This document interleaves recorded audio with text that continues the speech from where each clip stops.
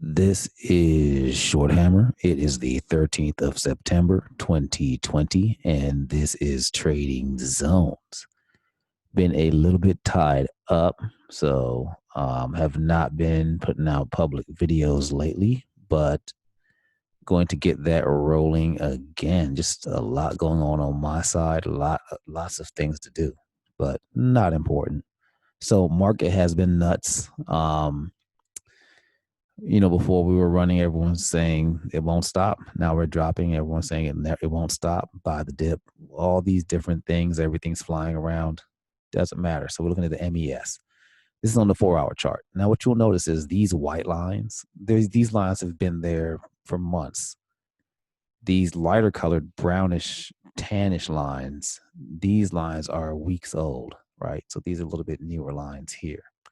So what I'm watching, or what I'm expecting on the 4-hour from the MES is one of two things. Either we're going to buy back up above this 33.29.50 area, and we're going to test 33.56, then 33.83. Then potentially, if we can break this, then we can look into the 34.23, 34.48 area, potentially. If we stay below 33.29.50, I'm looking out for 32.86, then 32.59. We do see candle structure here, and so this here is 32.21. Here is 32.59. Above that is 32.86. Look at the structure here, where we may see, let me zoom this in, where we may see buyers step in, right?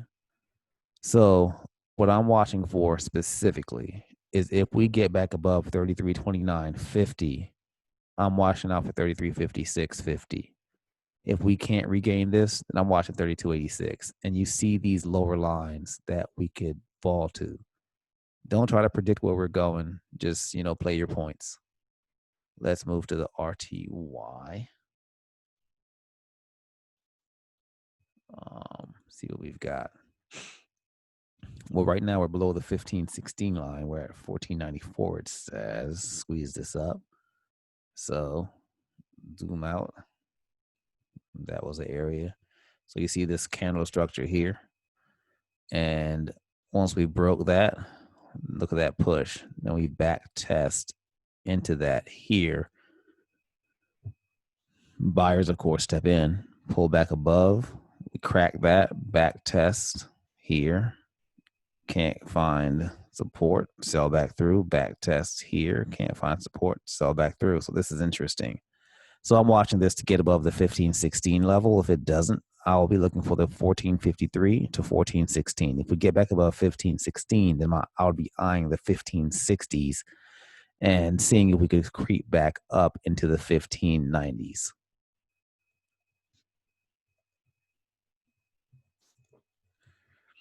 Amazon did play this Friday. I like Amazon so much. But what's funny about Amazon is my expectation was that it was going to push up and then it would sell. And that did not happen. I think I wanted like 32.50 something or 45 or something like that. That didn't happen.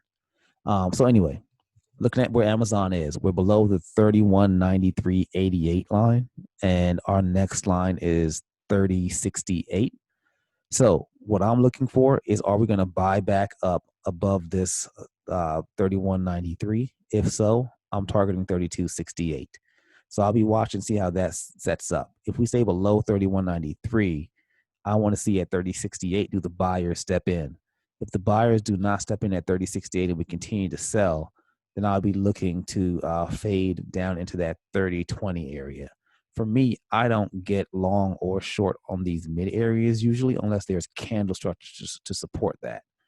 I use these supply demand lines as my entry and exit points, and I'll scale out at in between levels that I believe, or pivot levels, I'll say, that I believe we might see people, either selling or buying, but usually I try to go point to point.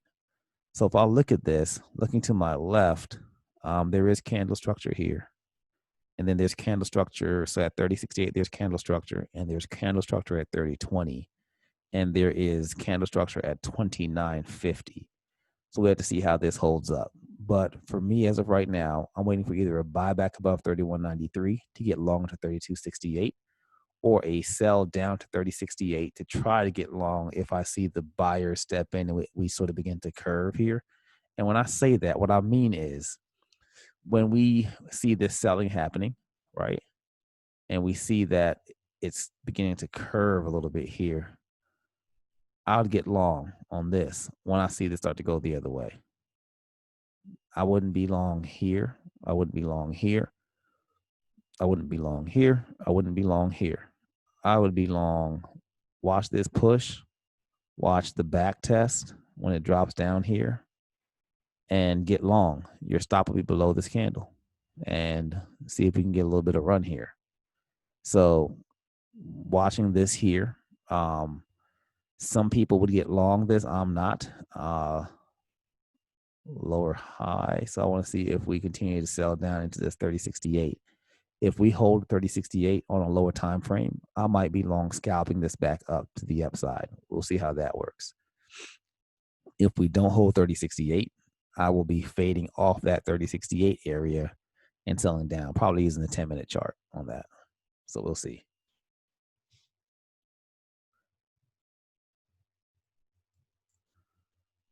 Netflix. So looking at Netflix, Netflix is right above that 475 area. We see candle structure here, areas where prices reversed a few times. So we're below 490 and below 485. For me, I want to see a buyback above this 485 line. Excuse me. A buyback above this 485 line and then squeeze into 490 and potentially up into this 504 area. If not, I'm watching the 475 to see if buyers step in. If buyers don't step in, so it can go below this line, I'm not going to buy on the pierce of this. I want the regain. And on the regain, I'll ride this back up into the 485. So we'll see if that happens. If it sells through and we fail here, I'm looking for 457. So we'll see how that works out. But here at this 475 area, look at this candle structure here. Maybe there's more. Let's see, this 457. That's lower. That's a lower area, but all this area here is not a bad area. Interaction here, interaction here, interaction here, close, interaction here. So we'll see what happens around this 475. It's a significant area. If we sell through that, then I'll be watching the 457s. We'll see.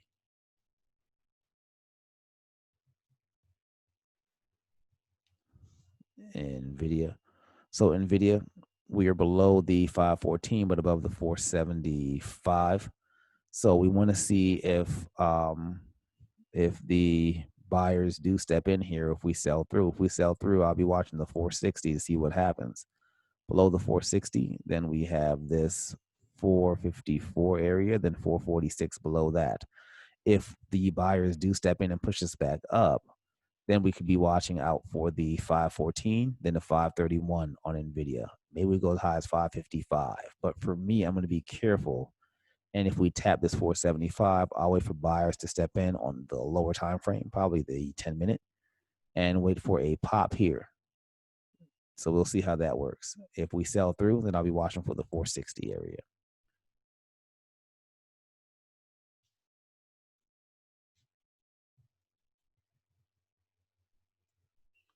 Microsoft, we tapped this 202 area and back up. See the rejection here above this, right around this 213.24. Pull that down. So if we hold here, double tap, and we push back up if we hold at 202, I'll stop saying here. It's not specific enough. If we hold this 202, right? So we see this drop into the 202. But what we do not see is bearish candlestick formations below the 202. Let me be clear. So a good place to see that is here. So we dropped through this 208 area, right? tapped this, bought back up above, then we went back below, and here we see bearish candlestick structure below the 208, heavy down back into the 202. Below the 202, we don't see any bearish candlestick structure, meaning lower highs and lower lows. We don't see that here. Here we kind of see them trying to do that, but we're kind of going sideways here. You're seeing that it's not really progressing to the downside. There's no momentum. There's no appetite to push us lower. Here I'm seeing the same thing. Not saying that that can't flip at the blink of an eye, but when I don't see advancements below this, candles closing below this 202 area, then what I'm thinking is that there may be no more appetite to push us lower here on Microsoft. So I'll keep an eye on it. And I'm just looking at the technical setups. I'm not looking at any fundamental information. I'm not watching some news tape or any of that stuff. All I'm looking at is the technical level, and I'll look for the price action to tell me, hey, we may be reversing here. So we'll see. But as long as we stay above this 202 area, I don't see bearish candlestick formations below this to drive us into the 195s. We might be headed back to the 208s and then potentially 213.24s, maybe higher. If we do go below here and we below this 202 and we're more bearish and the market is still weak, we'll be watching for the 195, then the 191 area. Then a stronger area for me would be down here around this 187-ish. Why? Look at all this candlestick structure, numerous days of us hanging around in this area. So we'll see how that works out on Microsoft.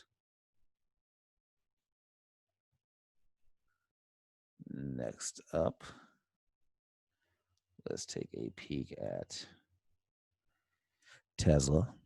Now, on the chart that I have here on Tesla, let's see. So right above this 361 area, right? So if I'm watching Tesla, two things could happen here. I think we could drop this 360 below this 361, and you may find buyers right off this 200, 339, maybe a higher low wave down, then buy it back up. Personally, I'm not doing anything here. So if we drop, we drop. And would I get short below 361 to 301 if this was not Tesla? Yeah, I might. But because this is Tesla, I will not. So what I'll be watching for is if we drop down to 301, will the buyer step in and push us up? If they do not and this begins to fail, then I would be short into 270. But I don't feel comfortable getting short in this area because Tesla's just been insane. If we hold above the 361 and we see buyers stepping in and we could push into the 386, then I might get long to the 404. But I'm more looking for a confirmation of direction, right? Because Tesla's just been all over the place. You got Elon tweeting. You got people tweeting against Elon. You got, I think it's Nikola. They just went, either they just went public or they're about to go public. They have a semi truck. It's a lot. The waters are kind of muddy there. So for me, I am watching to see if do we hold this 361 level and buy through 386, and does that give me an opportunity to get long into 404? Do we stay below 361 and we drop lower, and do people begin to step in at these lower prices around the 301s or lower to try to get by the dip to push this back up? So we'll see which way this goes, but that's what I have here.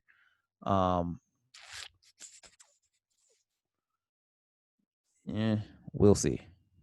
Those are the numbers that I have. I have not been trading Tesla. I have not even been looking at the Tesla chart. So for those of you that have been heavy in Tesla, this is just me looking at the lines that I have here because I have not been in Tesla. Just 100% disclosure on Tesla. I've not been playing Tesla lately at all.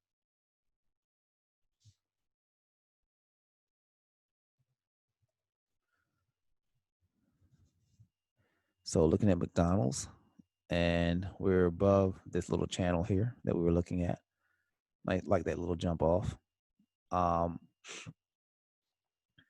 These upper wicks would bother me because it seems as if we're not advancing on price here.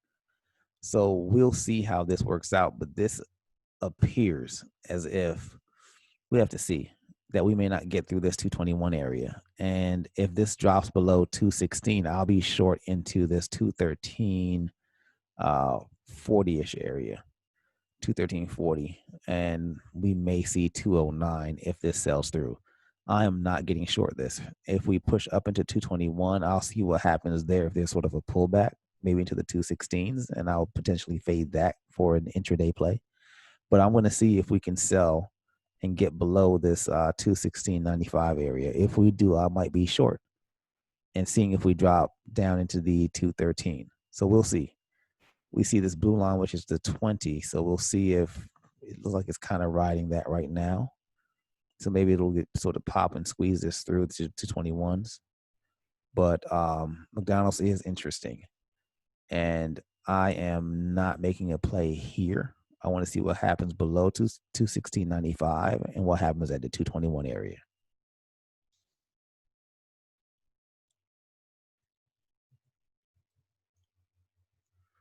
Okay, DLTR, Dollar Tree.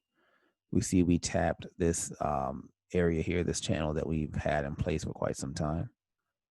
This is just every time it's touched here, we've seen some sort of reaction, right? So we're tapping here again. Up, we're going back into this. If we fail below this area, I am short. Just to be clear, if we fail below this and we see bearish candlestick patterns below this, I'm short. Would I get long off this area? No, but if we hold and we buy up through the 91s, I would be long into 94. So we'll see how Dollar Tree works out, but that's what I'm watching for personally. Not if we go back into this zone, will I get long? But if we buy back up around the 91.47s, I'll be long, seeing if we can see the 94s. If we push up through here and then we sell back through, then I potentially would be flip my position and fade back into this 89 42 area. But I'm going to be really careful on playing this because it does appear we can really go in either direction. And what's funny is when the economy is not great, Dollar Tree usually does well because a lot more people are going there to purchase items. So we'll see how this shakes out, and I'll wait to see if we hold this zone here, this 86.74 by 89.42. See if we hold that buyer step back in and push us back into the 91.47s, and then if we can get to the 94.60s.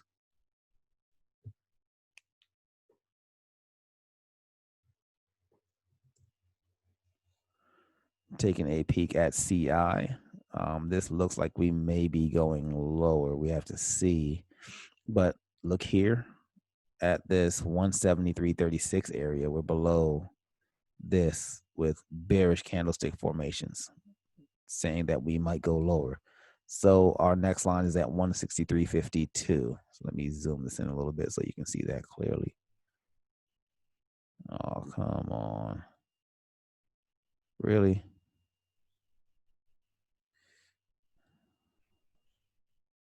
There we go. So I can open this up for you a little bit. Okay. So if we can't get back above this 73, I think 163.52 is coming up. If we scratch this out a little bit. Yep, 163.52. And then after that, this 157.70. So we'll see if the buyers push us back up into the 173s, then we roll over, or if we pop, hold, and then have a leg into the 181.50s. We'll see which way that goes on CI.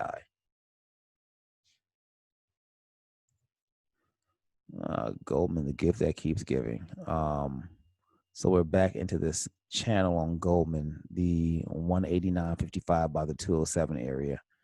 I'm just watching because banks have been a little bit funky. I'm just going to watch and see what this does. And I'm not taking a position here because we could easily buy back up and push through the top here. So I'll just be watching Goldman for a better setup. One of the things that I do watch intraday is I do compare the movement on tech and the movement on financials just to see sort of how they play them against each other. A lot of times you'll see financials buy up and tech sell off, then tech buy up and financials sell off. And when I say sell off, I don't mean like it's crashing, but they do seem to move in opposite directions. And people tend to, it seems as if people are rotating money between them, like exiting, selling their tech to roll into the financials, selling their financials to roll into tech. It just seems as if it's sort of a back and forth seesaw. And that as the day progresses, you can see when tech is buying up, that financials potentially maybe selling. So we'll see. But I think that's really interesting.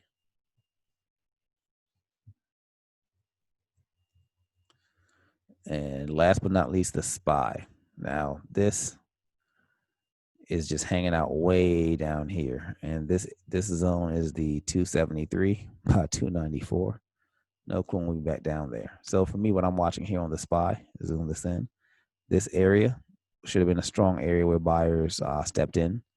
They kind of tried here. You saw the back test, push back above that. Can't hold. You want that to hold.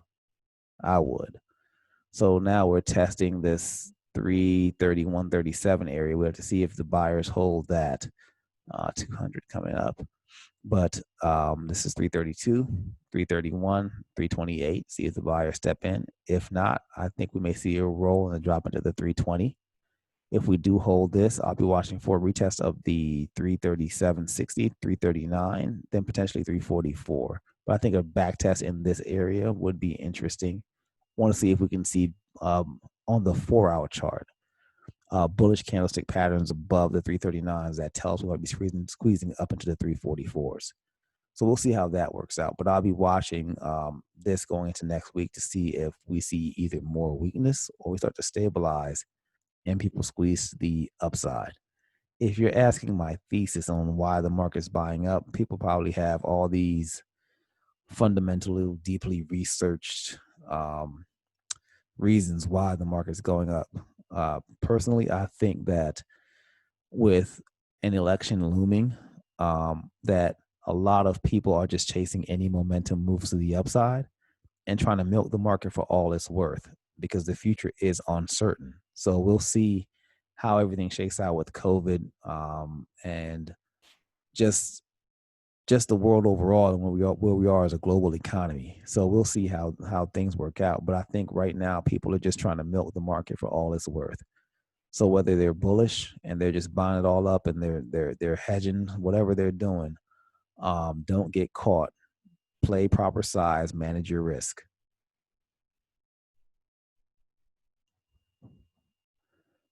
If you like this video, please don't hesitate to tap the subscribe button and sign up to receive more videos like this from our YouTube channel, Power of Pivots. And you can also look forward to receiving content from Elisa as she shows you how she utilizes her Power of Pivots strategy and script to find great intraday swing and futures plays. Thank you so much for your time. Have a wonderful week of trading. And please stay safe.